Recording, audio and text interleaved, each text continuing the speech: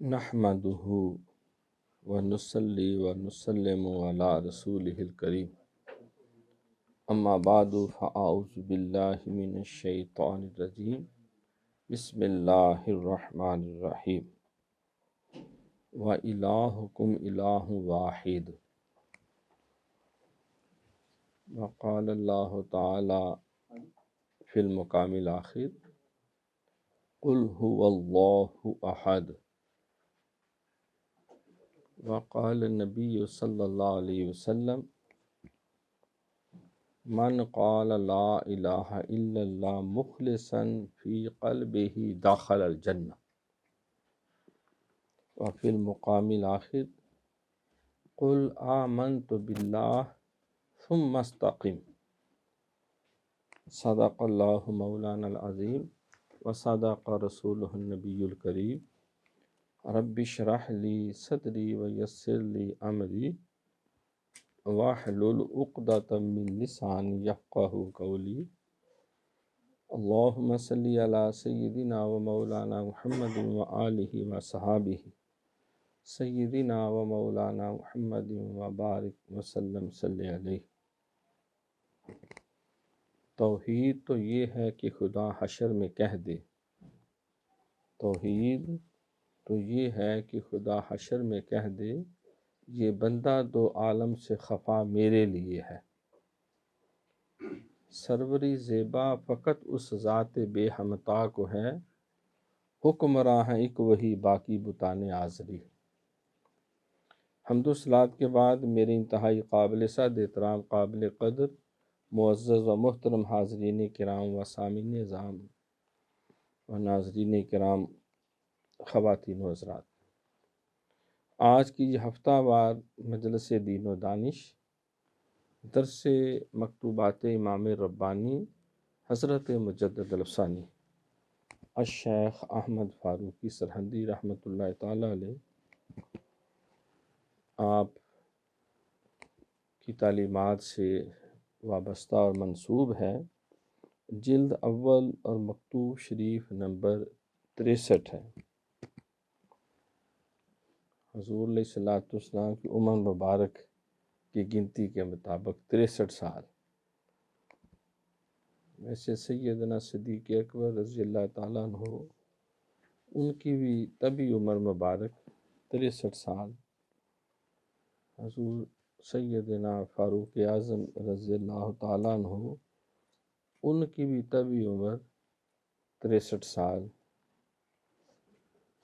اور حضور سیدنا علی مرتضیٰ شیر خدا رضی اللہ تعالیٰ عنہ ان کی طبی عمر مبارک بھی 63 سال،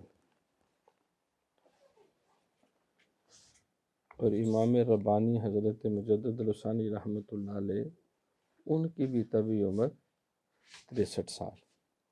بہرکیف یہ ایک حسن اتفاق ہے۔ تو ہمارے گجرانوالہ کاموں کی میں دوست ہے، وہ ہر سال ماہ ربیع الاول شریف میں وہ 63 بچیوں کی شادیوں کا باقاعدہ جو ہے وہ اپنے مل جل کے خرچہ کر کے اہتمام کرتے ہیں۔ نکاح کی ساری ذمہ داری، مہمانوں کو کھانا کھلانا، دولہا دلہن ان کے عروسی لباس اور ضروری گھریلو استعمال جسے سادہ لفظوں میں بنیادی جہیز کہتے ہیں، تو وہ سارا انتظام و انصرام کرتے ہیں۔ کپڑے ان کو پہلے دے دیتے ہیں، دولہا دلہن تیار ہو کے میرج ہال میں آ جاتے ہیں۔ اور پچھلے سال تو پتہ چلا انہوں نے 63 کی بجائے 163 کر دی، عدد وہ قائم رہے سرکار کی طبی عمر مبارک کا۔ تو جس طرح مجدد پاک آپ نے جو پہلی جلد مکتوبات شریف کی تو اصحاب بدر کی تعداد کے مطابق 313 مکتوبات شریف، اور دوسری جلد مبارک جو ہے اس میں اللہ کے اسماء مبارکہ 99 ناموں کی نسبت سے 99 مکتوبات شریف، اور تیسری جلد میں قرآن پاک کی جو صورتیں ہیں ان کی تعداد کے مطابق 114 مکتوبات شریف، بعد میں پھر دیگر ملا جلا کے 10 اور اس میں شامل ہوئے، 536 مکتوبات شریف ہیں آپ کی کل، جو بڑی بڑی 92 شخصیات کو آپ نے لکھی۔ آگے پھر کاپیاں تیار کر کے پھر تو سینکڑوں ہزاروں لاکھوں مخلوق تک کو پہنچائی گئی۔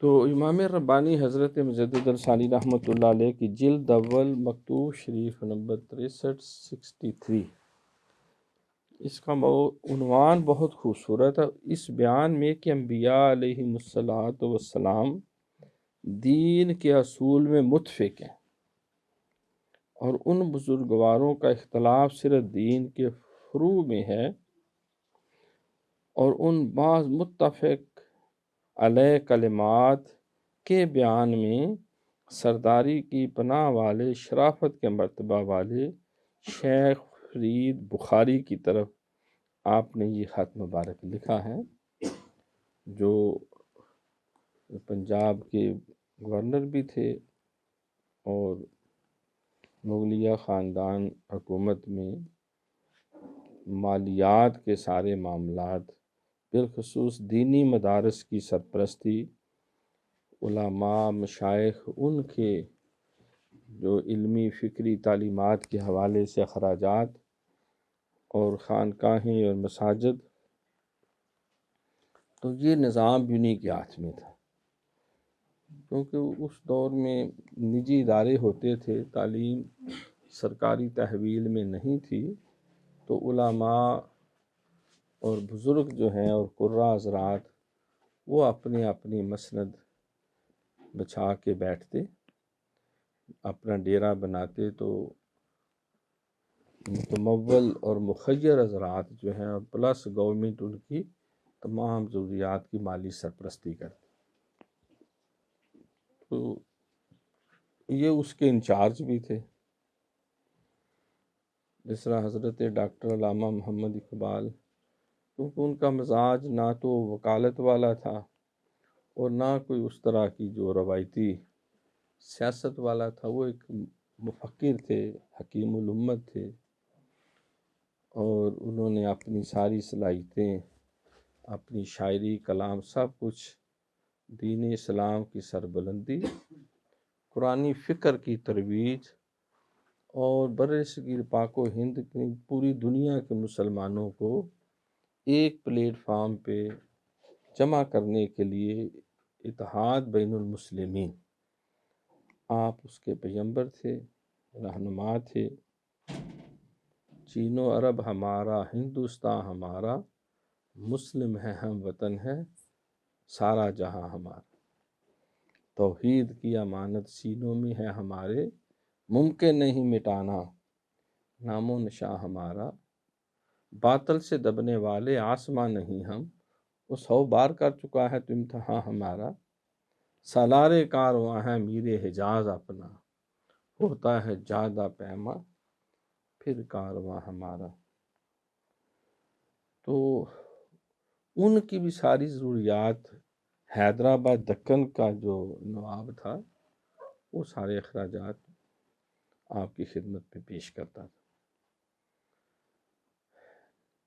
لیکن انہوں نے اس کی مدح سرائی یا قصیدہ گوئی نہیں کی، نہ اس نے مطالبہ کیا، نہ انہوں نے، کیونکہ اس وقت تھا یہ رواج، ہر نواب کے ساتھ ایک درباری شاعر ہوتا تھا جو ان کے قصیدے لکھ کے تو اس بادشاہ کے مچھر کے ہاتھوں لاکھوں ہاتھیوں کو مروا دیتا تھا، یعنی ایسے ایسے قصیدے لکھتے، ایسی لمبی لمبی چھوڑتے کہ انسان ہکا بکا رہ جاتا کہ یہ کیا ہے یہ۔ لیکن بہرحال وہ مجبوری تھی شعراء کی، نہیں لکھیں گے تو پھر مال نہیں ملے گا۔ اعلیٰ حضرت عظیم المرتبت مولانا شاہ احمد رضا خان فاضل بریلوی رحمۃ اللہ علیہ، اللہ ساری رحمت ان کی تربت پہ نازل کرے، تو کسی جاگیر کے نواب نے پیغام بھیجا کہ تم بہت زبردست کلام لکھتے ہو۔ جب انہوں نے نعت لکھی نا کہ وہ صبح لالا زار پھرتے ہیں، تیرے دین بہار پھرتے ہیں، تو مرزا خان داغ دہلوی نے کہا یار یہ تو مولوی بہت بہت پڑا، یہ تو غزل گو شاعر، ایسی غزل لکھی ہے اس نے۔ تو انہوں نے کہا کہ میں نے بورا بھر کے رکھا ہوا ہے نوٹوں کا، صرف جس قلم سے تم نے سرکار کی اتنی نعتیں لکھی ہیں اور دین اسلام کی حقیقی ترجمانی کی ہے، تو زیادہ نہیں، بس ایک چھوٹا سا قصیدہ ہی تو قصیدی لکھ دیں تو وہ سونے کی بوری آپ کے نام ہو جائے گی۔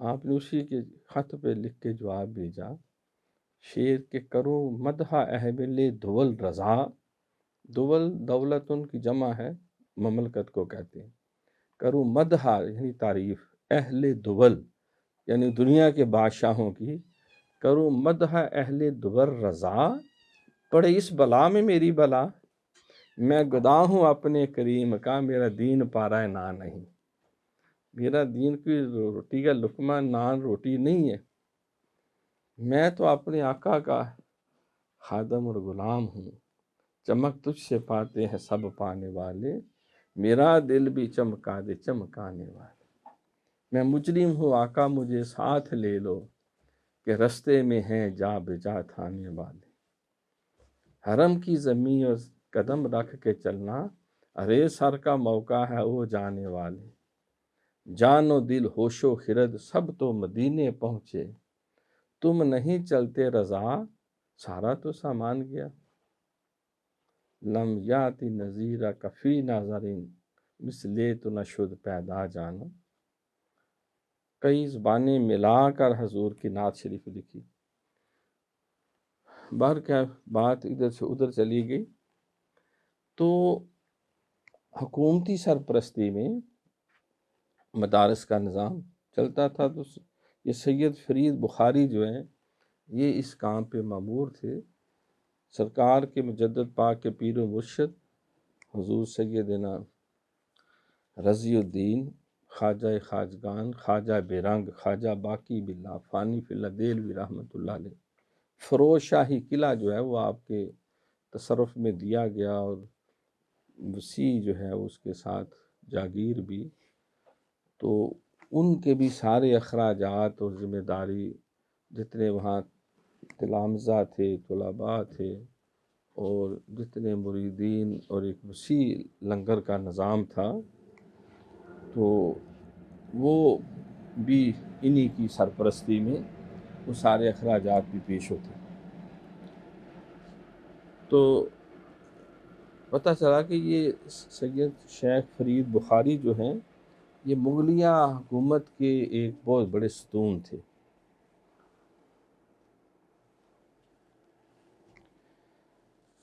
آپ لکھتے ہیں کہ ثبتکم اللہ سبحانہ علی جادتی آبائکم الکرام لا افضلہم اصالۃ و علی بواقیہم متابعۃ الصلاۃ والسلام، اللہ تعالی ہم کو اور آپ کو آپ کے بزرگ باپ داداؤں کے سیدھے راستے پر ثابت قدم رکھے، اور ان سے افضل پر اصلی طور پر اور باقیوں پر مطابقت کی روح سے صلاۃ والسلام، کیونکہ آپ سید زادے تھے، سادات کے عظیم آپ چشم و چراغ تھے خاندان کے، تو اس اعتبار سے آپ یہ جملہ لکھ رہے ہیں کہ آپ کے آباء و اجداد جناب علی پاک، جناب حسنین کریمین، ائمہ اہل بیت اطہار، بزرگان دین، یہ دعا ہے کہ اللہ آپ کو اور ہم سب کو ان کے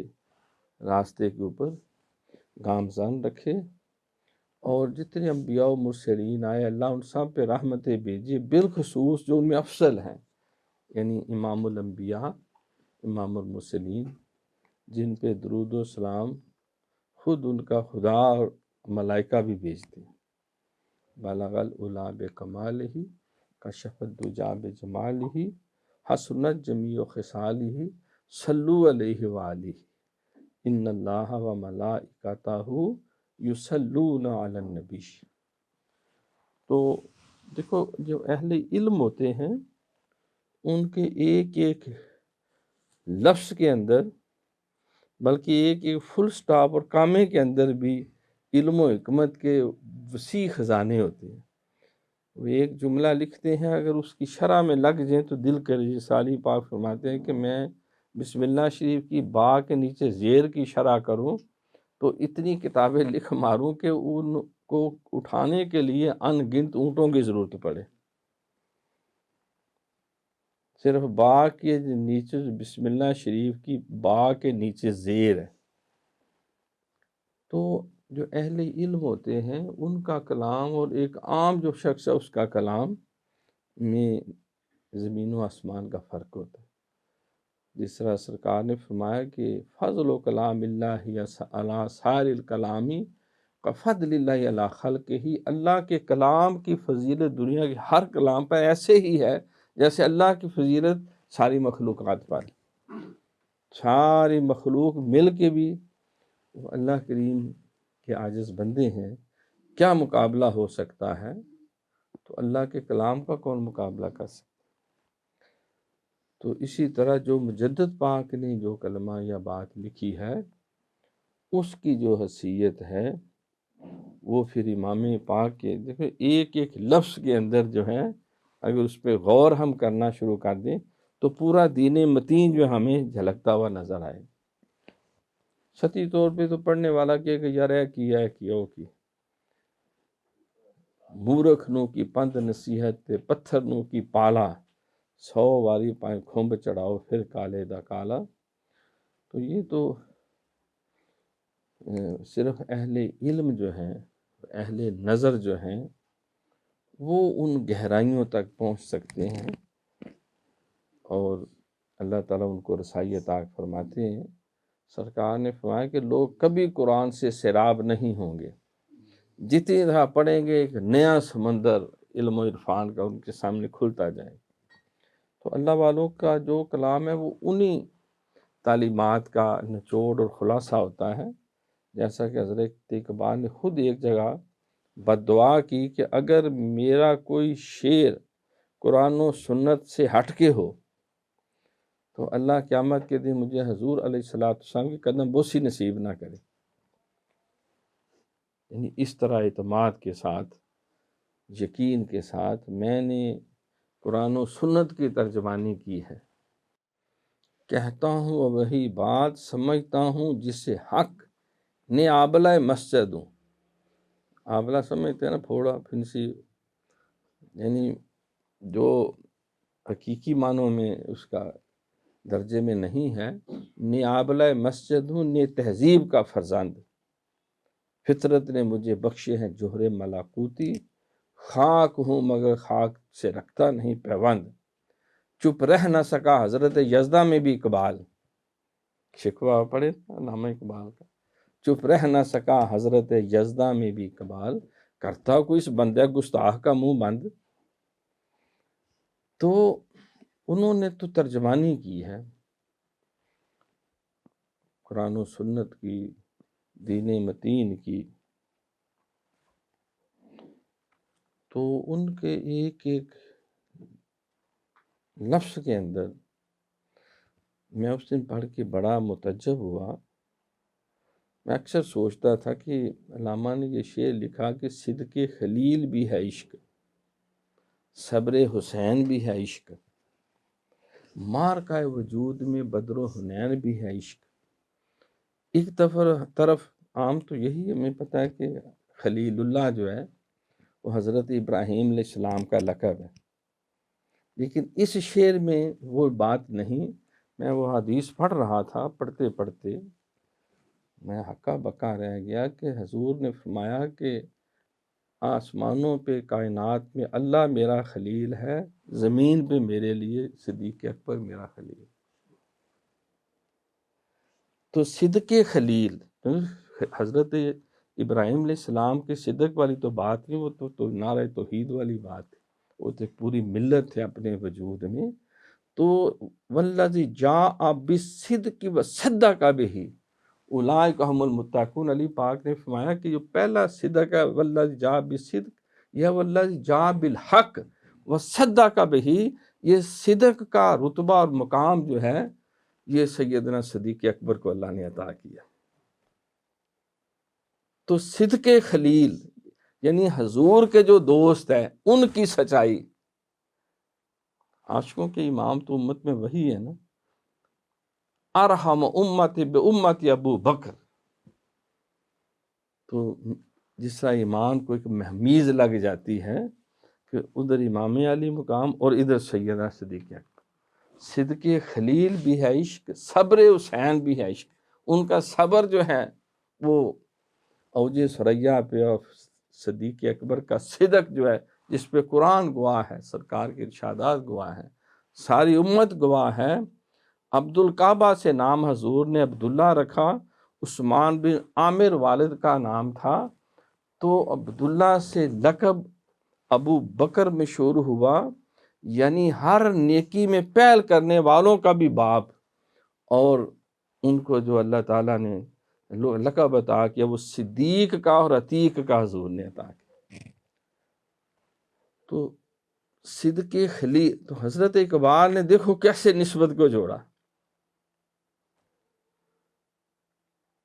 صدق خلیل یعنی سیدنا صدیق اکبر بھی ہے عشق، اور صبر حسین بھی ہے عشق، مارکہ وجود میں بدر و حنین بھی ہے عشق۔ تو جیسا ایک اکثر ہم شعر علامہ کا پڑھتے ہیں، کوئی قابل ہو تو ہم شانے کئی دیتے ہیں، ڈھونڈنے والوں کو دنیا بھی نہیں دیتے۔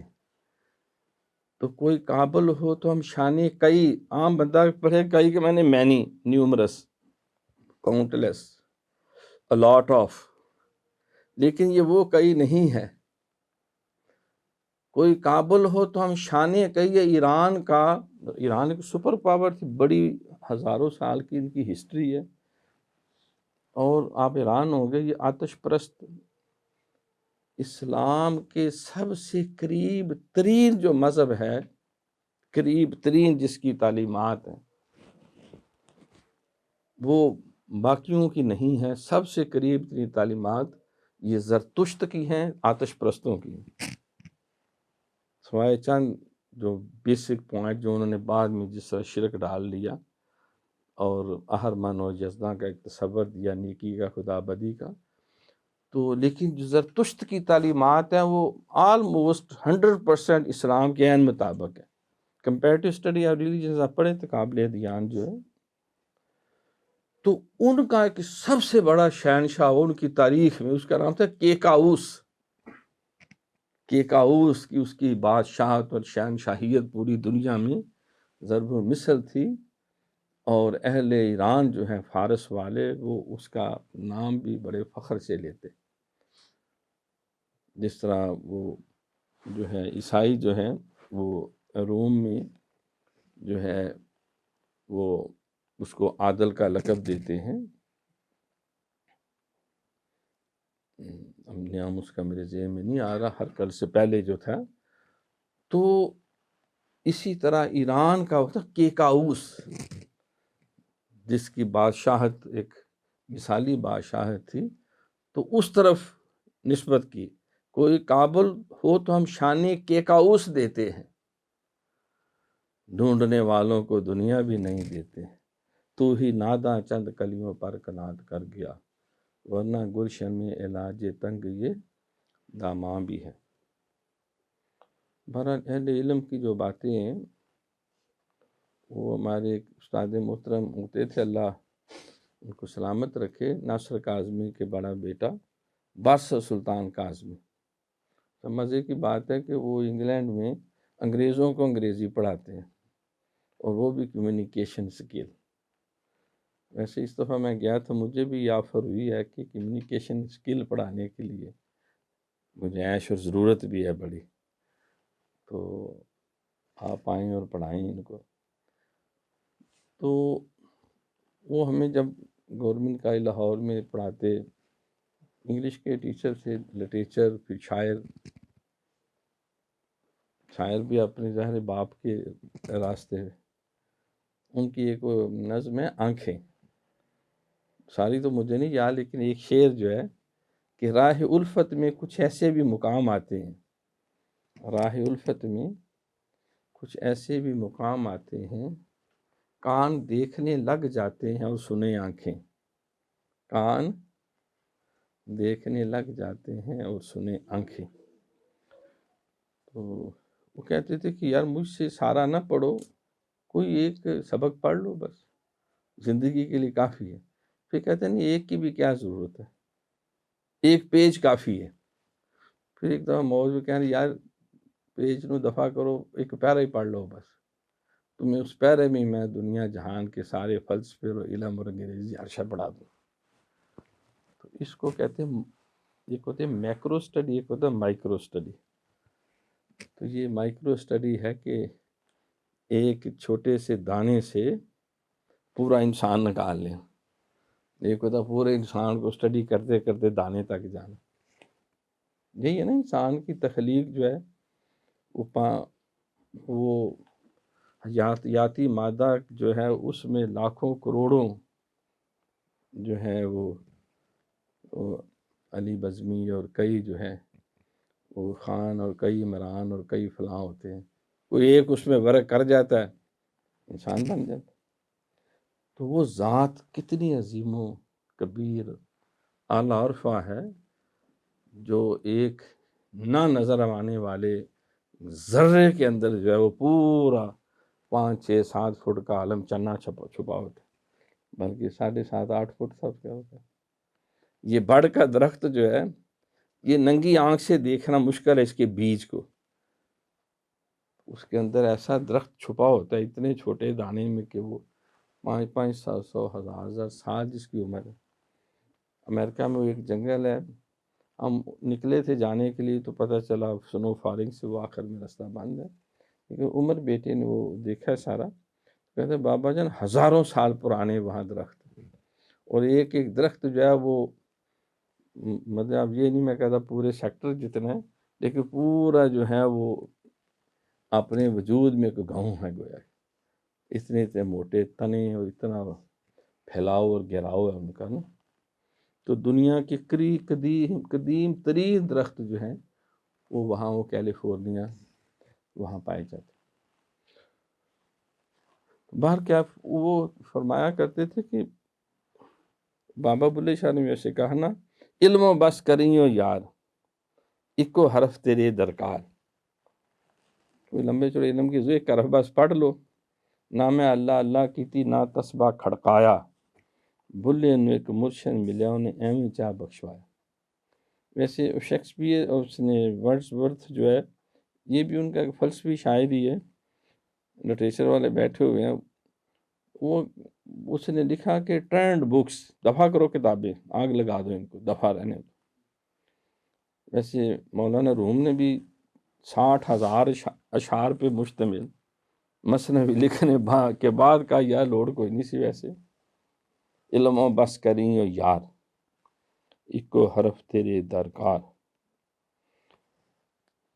کسی نے اس میں ویسے وہ ضمناً آئے گا سرکار سے، کسی نے پوچھا حضور کوئی ایسی نصیحت کریں کہ پھر کسی اور سے مجھے کچھ بھی پڑھنے سمجھنے کی ضرورت نہ رہے، کہ میں کسی اور سے بھی جا کے اے نبہانی صاحب ذرا بتائیں نا یہ کیا چیز ہے، اے ڈاکٹر صاحب ذرا آپ بھی تھوڑا سا اندھیرا یا روشنی ڈالیں نا اس پہ، تو ضرورت نہ۔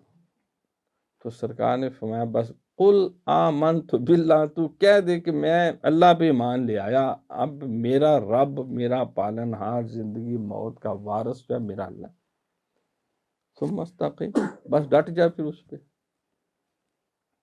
کسی شے کی ضرورت نہیں، پھر اس کے بعد کسی شے کی ضرورت نہیں، ارادے جن کے پختہ ہوں، نظر جن کی خدا پر ہو، تلاطم خیز موجوں سے وہ گھبرایا نہیں کرتے۔ انبیاء علیہم الصلوۃ والسلام کہ اللہ کی صلوات اور سلام برکات ان سب پر بالعموم اور ان کے افضل پر بالخصوص ہو۔ ان انبیاء علیہ السلام پر اللہ تعالیٰ کے درود و سلام اور برکتیں سب پہ نازل ہوں، خاص طور پہ جو ان میں افضل ہے، تلک الرسل فضلنا بعضهم علی بعض، اللہ فرماتے ہیں یہ جتنے رسول ہیں ہم نے بعض کو بعض پہ فضیلت دی ہے۔ حفظ مراتب نہ کنی زندگی کی، جو مراتب کا خیال نہیں رکھتا وہ زندگی کا اہل علم کی یہ بات ہے۔ تو اللہ نے نبی علیہ السلام کو صرف نبی نہیں بلکہ امام الانبیاء، صرف رسول نہیں بلکہ امام المرسلین۔ یہی وجہ ہے کہ معراج کی رات 1,24,000 کم و بیش انبیاء مرسلین مسجد اقصی میں سرکار کے مقتدی بنے اور آقا امام بنے۔ اب سارے نبی موجود ہیں، اب سمجھ نہیں آ رہی کہ کون امامت کروائے، امام کون بنے۔ تو جبریل امین اللہ کے جو نمائندے ہیں، جو سارے نبیوں کے پاس وحیاں لے کے آتے، انہوں نے اللہ کے اذن سے حضور کو مسئلے پہ کھڑا کر دیا، کسی نے کوئی اعتراض نہیں کیا، سب نے سرکار کی امامت کو دل و جان سے تسلیم کر لیا۔ اب 1,24,000 کم و بیش صحابہ کرام تھے رضوان اللہ تعالیٰ علیہ مجمعین، جنہوں نے سرکار کا کلمہ پڑھا، سارے موجود تھے۔ تو جب سرکار علیل ہوئے تو جبریل امین کو نہیں بھیجا، خود بازو پکڑ کے ابو بکر صدیق کو امامت کے مسئلے پہ کھڑا کر دی۔ پھر ایک نماز نہیں کہ چلو غلطی سے پڑھ دی، 2 نہیں، 4 نہیں، 5 نہیں، 17 نمازیں سرکار کی موجودگی میں حضور نے فرمایا میں ابو بکر کے سوا کسی کو مسئلہ امامت اور نبوت پہ نہیں دیکھنا چاہتی، سب کی کھڑکیاں بند کر دو دروازے سوائے ابو بکر صدیق۔ تو جس کو جبریل امین امام بنائیں تو کسی نبی کو اعتراض نہیں، تو جس کو حضور پاک صلی اللہ علیہ وسلم خود امام بنائیں وہ یار اس کی امامت پہ کچھ شک آ رہا ہے نا تعجب کے۔ سارے حضور کے صحابہ امام ہیں، خلفائے راشدین تھے، علی پاک امام المرسلین، امام جو ہے مسلمین ہیں، لیکن ان کے بھی امام کون ہیں؟ صدیق اکبر، افضل البشر بعد الانبیاء۔ تو جبریل امین نے حضور کو مسئلے پہ کھڑا کیا، کسی نبی نے اعتراض نہیں کیا۔ تو جب ابو بکر صدیق حضور نے کھڑا کیا، کسی صحابی نے نہیں اعتراض، سارے ان کی امامت کے اوپر متفق ہو کے ان کے پیچھے نمازیں بھی پڑھتے رہے اور ان کی امامت میں حج بھی کر کے آئے۔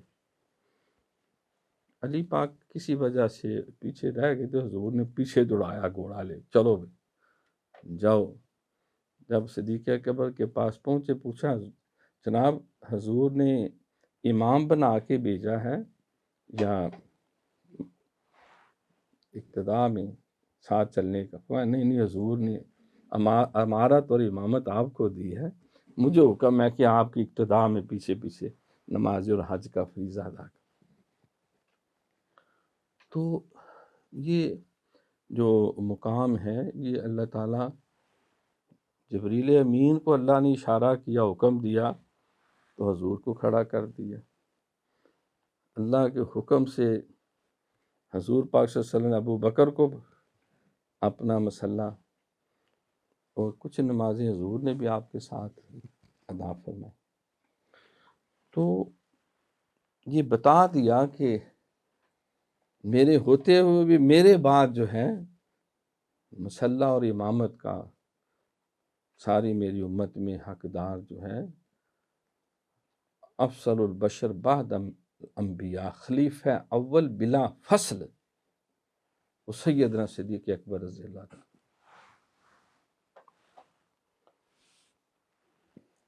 تو مجدد پاک یہی بات لکھ رہے ہیں کہ جو افضل ہیں اور اللہ کی رحمتیں ہوں، کیونکہ ان بزرگواروں کے طفیل جہان کو نجات ابدی کی سعادت حاصل ہوئی ہے۔ اگر یہ انبیاء و مرسلین نہ ہوتے تو لوگ گمراہ ہو کے اپنے آپ کو ہلاکت میں ڈال لیتے.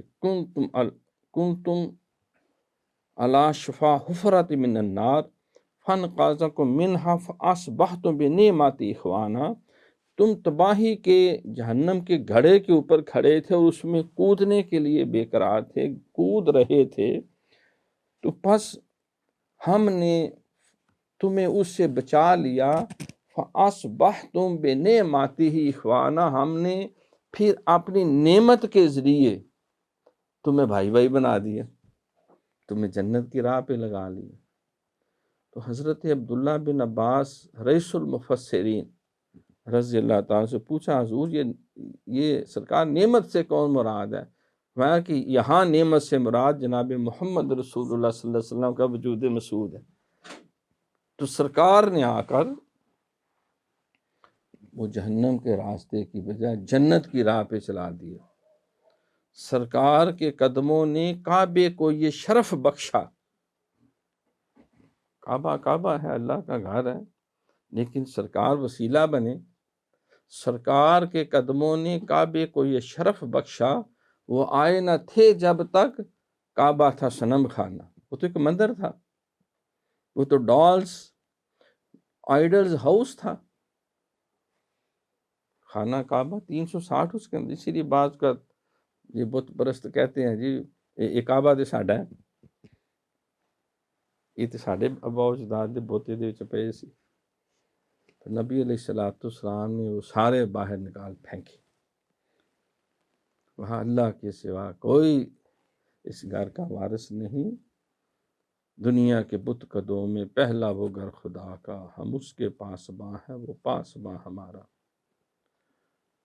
تو سرکار تشریف لائے تو کعبہ بتوں سے آزاد ہو.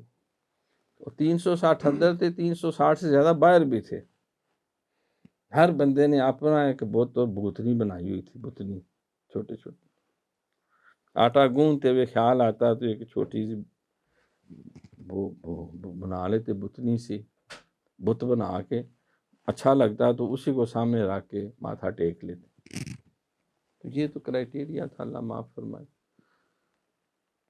سیدنا صدیق اکبر رضی اللہ تعالیٰ عنہ سے پوچھا حضور نے، اے ابو بکر مجھ سے زیادہ محبت ہے یا اللہ سے زیادہ محبت؟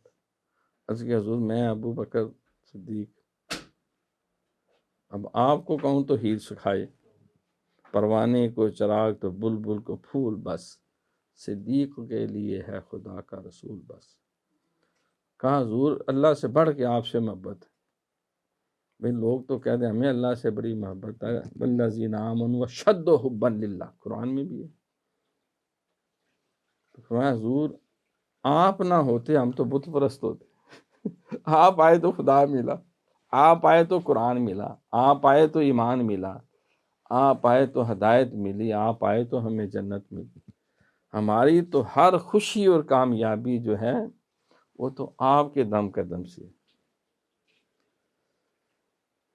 میرا سکھ چین تے قرار سونے، تیرے نال آندی ہے بہار سونے. میرا عشق بھی تو، میرا پیار بھی تو. تو جو اللہ والے ہیں وہ اللہ تعالیٰ کے قرب تک لے جانے کا، اس کی رضا تک لے جانے کا وسیلہ ہے، ذریعہ ہے. یا ایھا الذین آمنوا اتقوا اللہ وکونوا مع الصادقین ان رحمت اللہ قریب من المحسنین. یا ایھا الذین آمنوا اتقوا اللہ وابتغوا الیہ الوسیلہ. بہرحال وہ ایک پورا علیحدہ موضوع ہے. تو نبی علیہ الصلوۃ والسلام آپ فرماتے ہیں کہ آپ کے وجود مسعود نے ساری دنیا کو، سارے انبیاء مرسلین نے نجات ابدی عطا فرمائی ہے. وسیلہ ہیں یہ سارے، اور ہمیشہ کی گرفتاری سے آزادی حاصل ہوئی.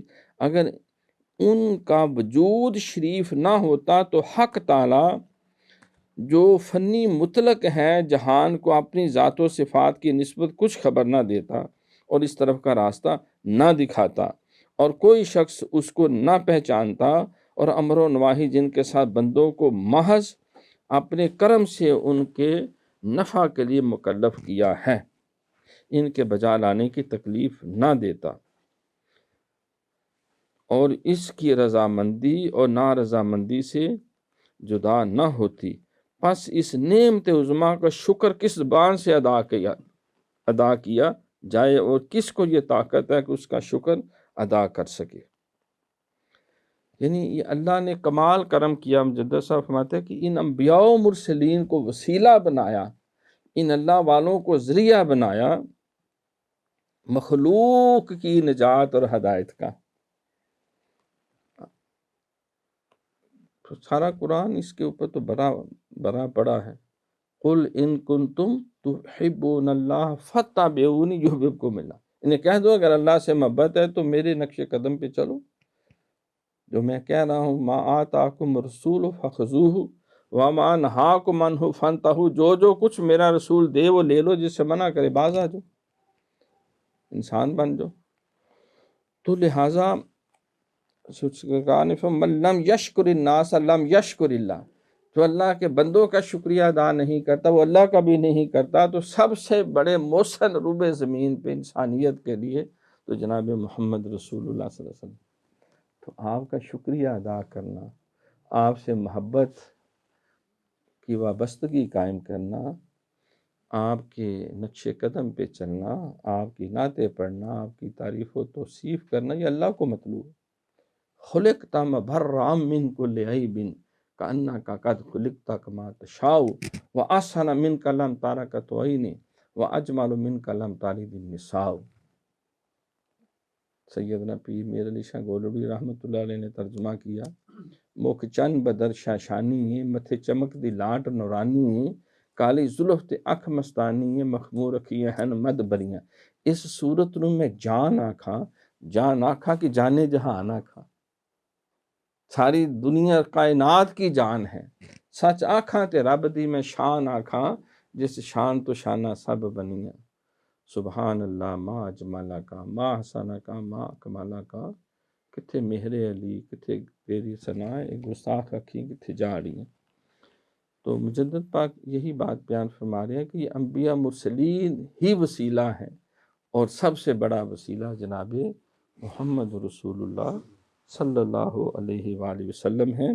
فاتح وہ آئے تو انہیں پتہ چلا، اور اگر وہ نہ ہوتے تو اللہ کریم ظاہر ہی نہ کرتا اپنے آپ کو، انسانوں کو پتہ ہی نہ چلتا، جس سے قرآن حدیث قدسی میں فرمایا کنت کنزا مخفیا فاحببت ان اعرف فخلقت نور محمد، میں چھپا ہوا خزانہ تھا، میں نے چاہا کہ میں جان لیا جاؤں تو میں نے نور محمد صلی اللہ علیہ وسلم کو پیدا کیا۔ سرکار نے فرمایا کہ جب اللہ نے پوچھا الست بربکم، کیا میں تمہارا رب نہیں ہوں؟ چپ ہے سارے، پتہ ہی نہیں واقعی ہے کہ نہیں، کون ہے کیا ہے۔ تو سرکار فرماتے سب سے پہلے میں نے اللہ کی معرفت حاصل کی، وہ جس کی طرح یہ ذکر ہے، ان اعرف فخلقت نور محمد، تو میں نے کہا بھلا اے اللہ تو ہی ہمارا رب ہے۔ تو مجھ سے دیکھ کے آدم نے بھی کہہ دیا، نوح نے بھی کہہ دیا، جبریل امین نے بھی کہہ دیا، میکائیل نے بھی کہہ دیا، جس کو اللہ نے مجھ سے سن کے سارے بکار اٹھے بلا بلا۔ قرآن میں بھی اس کا ذکر کیا، اے محبوب نے کہو قل ان صلاتی و نسکی و محیای و مماتی للہ رب العالمین لا شریک لہ و بذالک امرت وانا اول المسلمین۔ ہر نبی مسلم ہے، میں پہلا مسلم ہوں، ہر فرشتہ مسلم ہے، میں پہلا مسلم ہوں، ساری مخلوق مسلم ہے لیکن میں پہلا مسلم، انا اول المسلمین۔ ہاں دکھا دے یا الہی پھر وہ صبح و شام تو، دوڑ پیچھے کی طرف ہے گردش ایام تو۔ صحابہ نے حضرت عبداللہ بن جابر رضی اللہ عنہ کے حضور، اللہ نے جب کائنات بنائی تھی تو بھلا سب سے پہلے کس کو بنایا تھا؟ میں اسی سے پوچھ رہے ہو جس کو سب سے پہلے بنایا تھا۔ اول ما خلق اللہ نوری، تیرا جوہر ہے نوری، پاک ہے تو۔ حضرت اقبال۔ اب یہاں اور کون بولے پھر، فتویٰ ادھر جائے سیدھا۔ تیرا جوہر ہے نوری، پاک ہے تو، فروغ دیدہ فلاک ہے تو، تیرے سید زبوں و فرشتہ حور کے شاہین شہ لولاک ہے تو۔ کوئی گیا اس کے آگے تو وہاں تو جبریل نہیں جا سکتا، سدرۃ المنتہا سے پر جل جائیں گے۔ جلتے ہیں پر جبرائیل کے جس مقام پر، اس لا مکان کی خلوتوں کے شناسہ تمہیں تو ہو۔ تو حضور علیہ الصلوۃ والسلام جو ہیں وہ ان رتبوں سے فائز المرام ہوئے، تو آپ نے سب سے پہلے اللہ کی معرفت حاصل ہوئی۔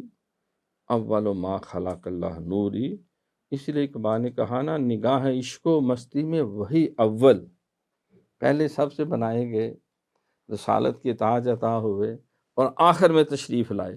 نگاہ عشق و مستی میں وہی اول وہی آخر، وہی قرآن وہی فرقان وہی یاسین وہی طٰہٰ، وہ دانائے سبل ختم الرسل مولا کل، جس نے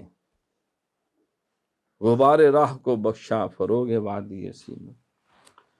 تو انبیاء و مرسلین کے وسیلہ جلیلہ سے آپ فرماتے ہیں یہ ساری نعمت، اللہ کن چیزوں سے راضی ہوتا ہے کن سے ناراض ہوتا ہے، یہ ساری باتوں کا علم انبیاء و مرسلین نے حضور نے دی۔ بس اس نعمت عظمیٰ کا شکر ادا کرنا ہم پہ لازم۔ والا ان شکرتم لازیدنکم، کہتے ہیں حضور کی تعریف نہ کرو، وہ بیوقوف ہو اور کسی کی تیرے دادا جان کی کرے۔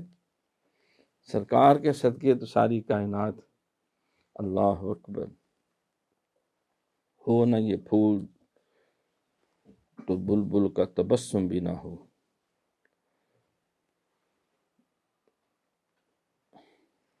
قوت عشق سے ہر پست کو بالا کر دے، دہر میں اسم محمد سے اجالا کر دے۔ تو نبی علیہ الصلوۃ والسلام کا شکر ادا کرنا یہ ہم سب پہ لازم ہے، جس نے ہم پر انعام کیا اور ہم کو اسلام کی طرف ہدایت کی، اور انبیاء علیہ الصلوۃ والسلام کے تصدیق کرنے والوں میں سے بنایا۔ پھر یہ بھی اللہ کا مزید کرم کہ اگر کسی کو ہندو سکھ عیسائی مجوسی پیدا کر دیتا یہودی تو کیا کر لیتے، مشکل ہو جاتا ہے، کتنا مشکل ہے۔ سچائی کو ڈھونڈے، پھر ڈھونڈ کے پھر جا کے اس کو ایکسیپٹ کرے۔ ابا بھی کروں کٹ دے، اماں بھی لتر مارے، بیوی بھی جا کے میں بھی نہیں تیرے نہ چنا، بچے بھی کھولن۔ جب حضرت موسیٰ کلیم اللہ علیہ السلام نے شان سنی حضور کی تو تورات کی تختیاں کتابوں میں نے ادھر پھینکی، یا اللہ یہ سنبھال، تو مجھے بنی اسرائیل کا نبی نہ بناتا، اپنے آخری نبی کا عدل امتی بنا دیتا۔ انہوں نے 2 نفر 650 سال دی عبادت تو آگے نکل گئے۔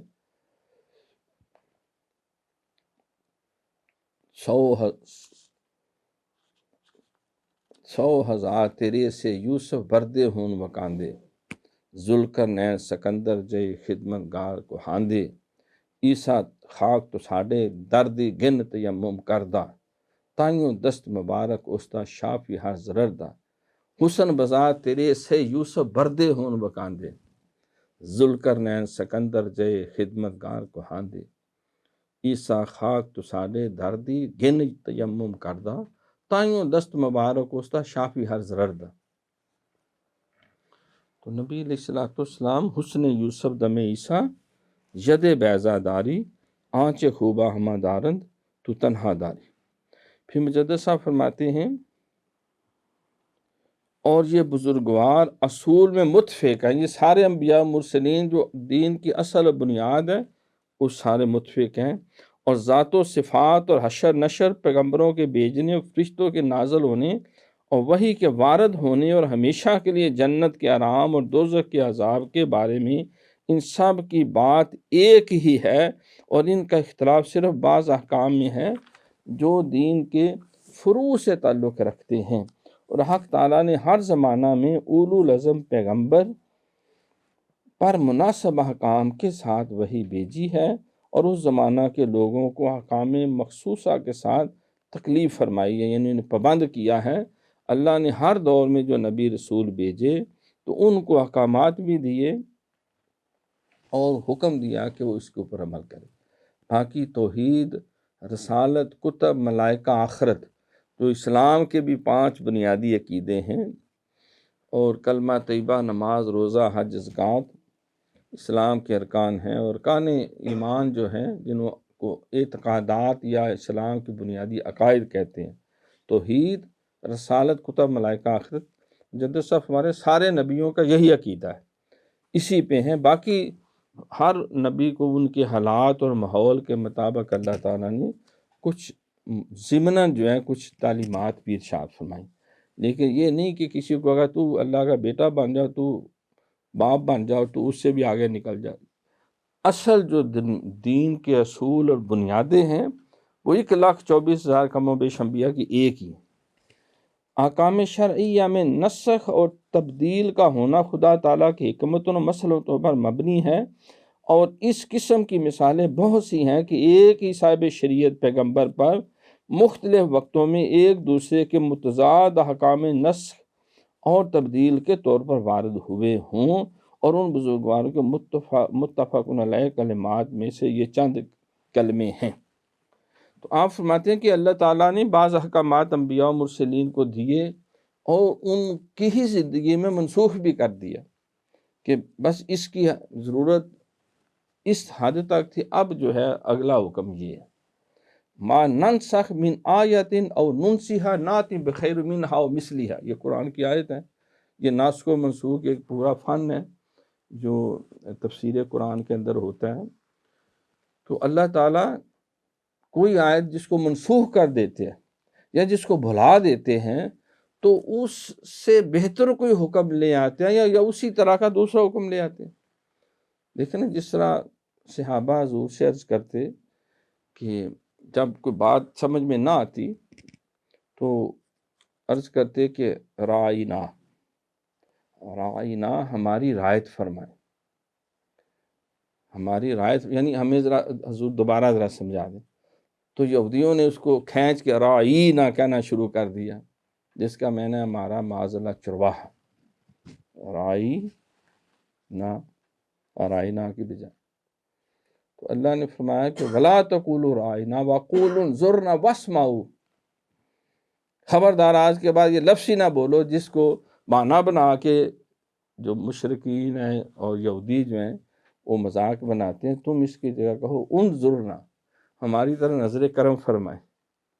یا رسول اللہ انظر حالنا، یا حبیب اللہ اسمع قالنا، اننی فی بحر غم مغرقن خذ یدی سہل لنا اشکالنا۔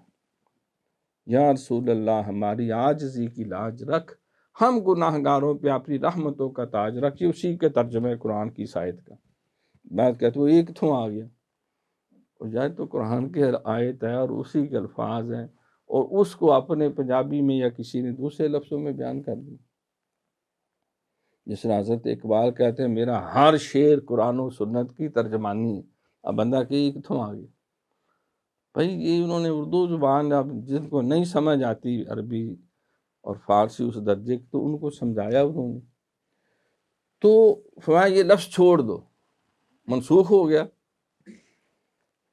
پہلے یہ تھا جو ہے شریعت کے اندر ابتدا میں، کیونکہ ایک ماحول بنا ہوا تھا، شراب پہ پابندیاں نہیں تھیں، تو یسألونک عن الخمر والمیسر قل فیہما اسم کبیر ومنافع للناس واسمہما اکبر من نفعہما۔ یہ پوچھتے ہیں یہ شراب اور جوے کے بارے میں، تو انہیں کہو اس میں بہت بڑی گناہ بھی ہیں لیکن کچھ لوگوں کے فائدے بھی ہیں، لیکن اس کے نقصان گناہوں سے فائدوں سے بہت زیادہ ہے، نقصانات زیادہ، فائدے تھوڑے۔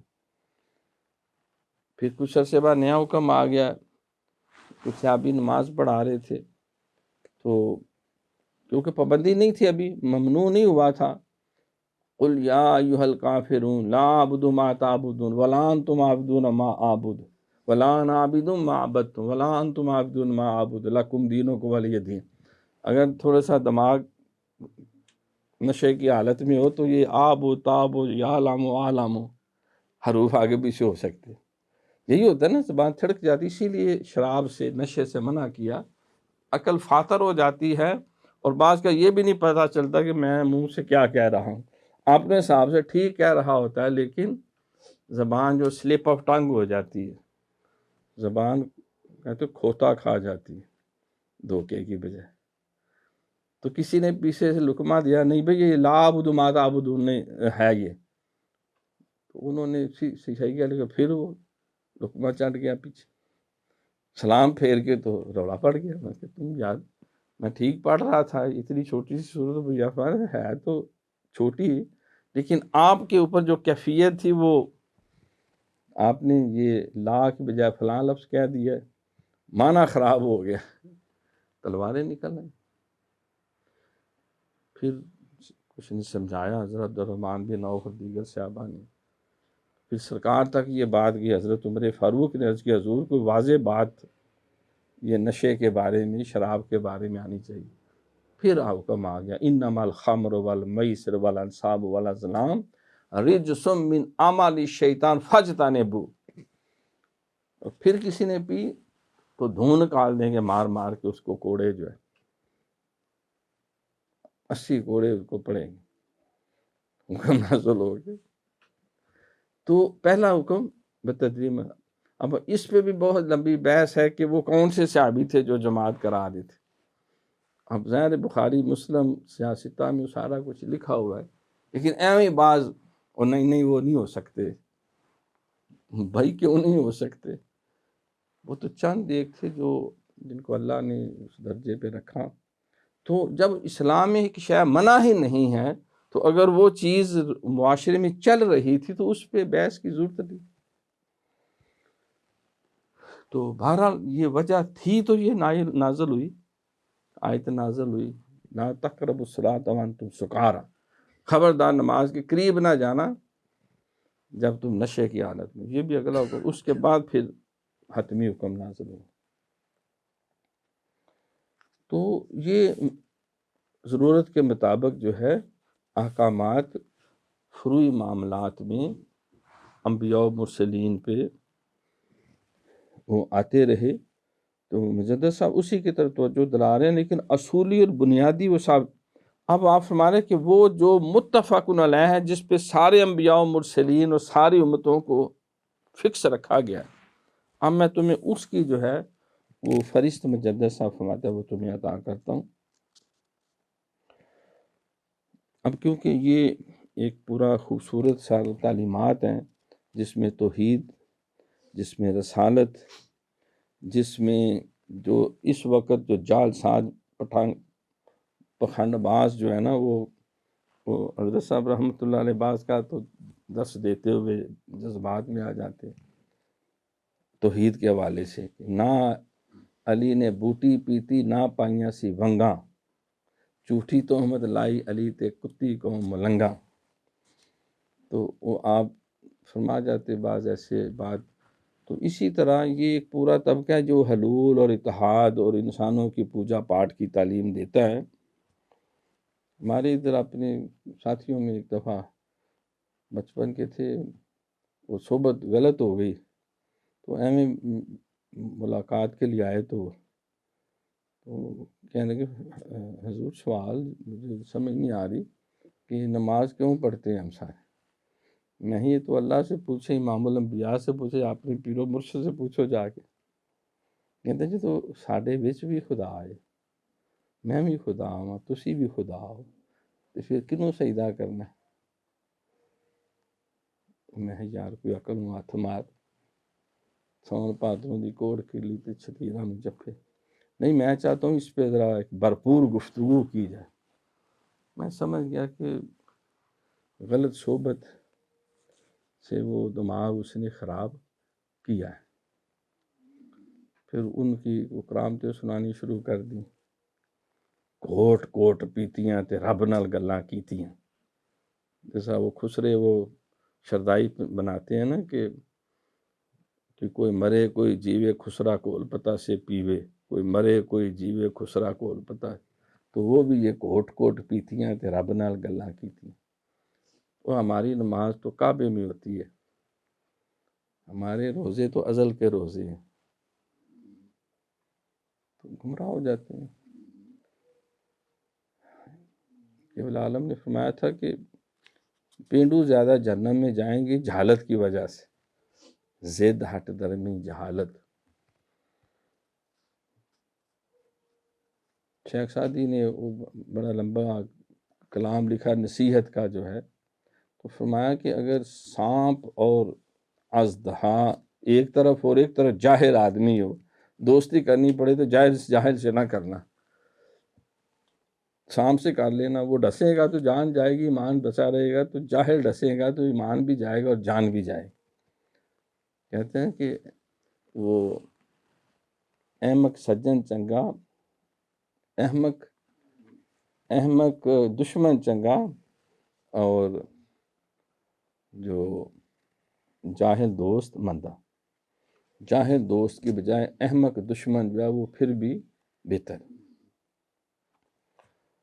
تو یہ ہے ہمارے معاشرے میں، کیا کریں؟ کہ بلال فرماتے ہیں کہ ایک دفعہ مجھے چمنڈا میں جانا پڑ گیا، ایسے ہی حالات تھے کہ مرڈر کا کیس تھا، پھانسی کی سزا ہو گئی، تو کسی نے کہا کہ وہ جو مرڈر ہوا ہے اس کا بھائی جو ہے وہ فلاں بابے کا مرید ہے، تو اگر اس کو کوئی قائل کر لے تو وہ اپنے مرید کو انگلی سے اشارہ کرے تو اگلے دن ہفتے بعد اس کو پھانسی دینی ہے، بچ جائے گا وہ۔ تو انہوں نے سب نے کہا کہ حضور خیال ہے کہ آپ کے جانے سے ہمارا مسئلہ حل ہو سکتا، کیونکہ معافی کی بھی تو ہے نا، معافی دے سکتے ہیں برا سا، نہیں تو قصاص تو ہے نا، ان فی القصاص حیات یا اولی الالباب، قرآن نے کہا کہ قصاص میں تمہارے لیے زندگی ہے عقل مندو، اس کو کوئی ظالمانہ سزائیں نہ سمجھو۔ تو فرماتے ہیں کہ چلا گیا، میں گاڑی پہ بٹھا کے لے کے،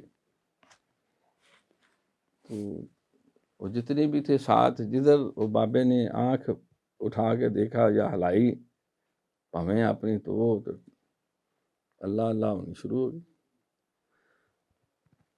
تو میری طرف بھی کتالی دفعہ توجہ ہوئی، لیکن مرشد کامل تھا پیچھے۔ خیر پھر وہ کشمکش ترک ہو گئی۔ ایسے مجھے بھی اس طرح کے ایک دو ملنگوں کے اتفاق ہوا، اللہ کے کرم سے بندہ بچ سکتا، اپنے علم یا تقوی والی بات کوئی نہیں۔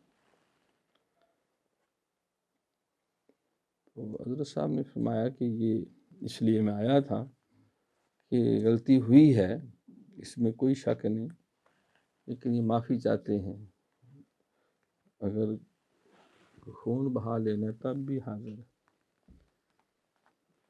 اگر معاف کر دیں تو یہ بھی غریب مسکین لوگ ہیں، بال بچے دار ہے، جذبات میں جھگڑا کی کیفیت میں یہ غلطی اس سے ہوگی۔ خیر بابا کچھ دیر سال پہ بیٹھا، پھر اس کو اشارہ کیا، اسی دے جو بھی تھا کہا، وہ مولوی جی آگے نہیں چھڑ پر آن گل نہیں، ٹھیک ہے حضور چھڑ دی، ادھر سے اس نے فون کیا، چھڑ دو یارو، کوئی کیس کاس نہیں۔ تو لیکن بہرحال ایک ہے یہ طبقہ، سمجھا رہی نا، ایک اللہ والے، اب بلکہ سیدنا پیر میر علی شاہ گولی رحمۃ اللہ علیہ کے حوالے سے بھی ہے، حضرت شاہ طلاق محدث دیل بھی، بہت ساری کہانی ہیں۔ انشاءاللہ ہم اس کا بقیہ حصہ جو ہے وہ اطمینان سے ہم اگلے درس میں، کیونکہ اس میں بہت سارے پہلو ہیں جو توحید، رسالت، کتب، ملائکہ، آخرت، پلس جو ہے جو ہمارے معاشرے میں دائیں بائیں آگے پیچھے جو گمراہیاں پھیلی ہوئی ہیں، اور بعض کا صوفی بھی جب ٹنا ٹن ٹن ہو جاتا ہے ذکر کرتے کرتے درجہ آ جاتا ہے، وہ بھی پھر منہ سے پھٹ پڑتا ہے، اور دل کرے پھر بعد میں منصور الحاج کی طرح سوری پہ چڑھ جائے۔ تو انا الحق کا نعرہ مار دیتے ہیں۔ تو مجدد صاحب نے کس محبت سے، اخلاص سے، دردمندی سے قرآن و سنت کی تعلیمات کی روشنی میں جس طرح رہنمائی کی ہے، دل چاہتا ہے کہ ہر وقت انہی کی محبت کی مالا جپتے رہے۔ اللہ اپنی ساری رحمتیں ان کی تربت پہ نازل کرے۔ انشاءاللہ اس مضمون کے اگلے حصے کو میں نے سارے نشان وغیرہ لگا دیے تھے کہ کون کون سا پہلو جو ہے وہ میرے اور آپ سے براہ راست ریلیونٹ ہے۔ طریقت کے سفر میں بھی ایسے مقامات آتے ہیں، اور پھر پوری دنیا میں کچھ فلسفیانہ مذاہب کے حاملین ہیں، جس میں ہندو، سکھ اور یہ بدھ مت وغیرہ سارے شامل ہیں۔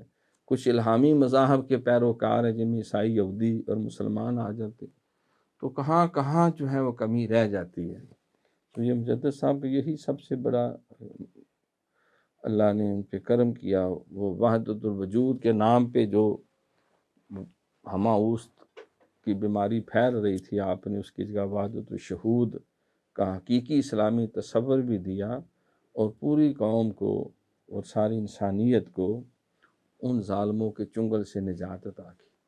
اللہ اپنی ساری رحمت ان کی تربت میں نازل کرے، اور ہمیں جو ہے ان تعلیمات کو سمجھنے اور اس سے بہرہ یاب ہونے کی توفیق عطا فرمائے۔ وما علینا الا البلاغ المبین۔